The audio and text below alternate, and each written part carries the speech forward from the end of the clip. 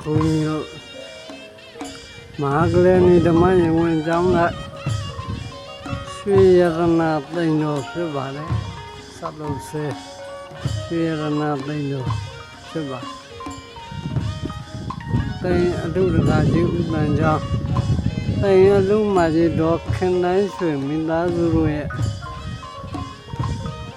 အလွန်လှပတဲ့နယ်သောရွှေရတနာသိန်းတော်ဖြစ်ပါလေအလူတကာကြီးဥပန်ကျောင်းအလုံးမတော်ခင်တိုင်းရွှေ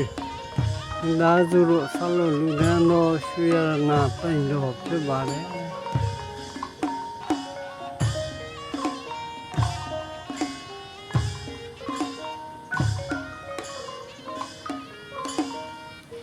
ဆောက်လုပ်ဆဲကျောင်းတိုက်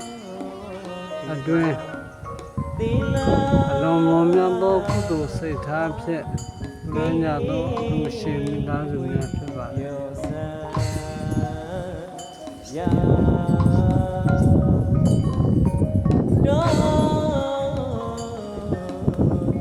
ာက်လုပ်ဆဲကျောင်းတိုက်အတွင်း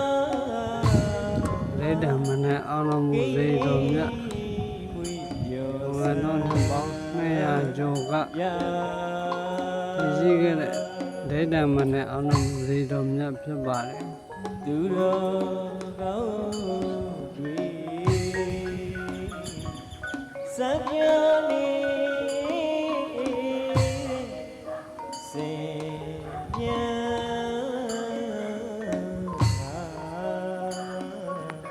ရွှေငွေအစင်း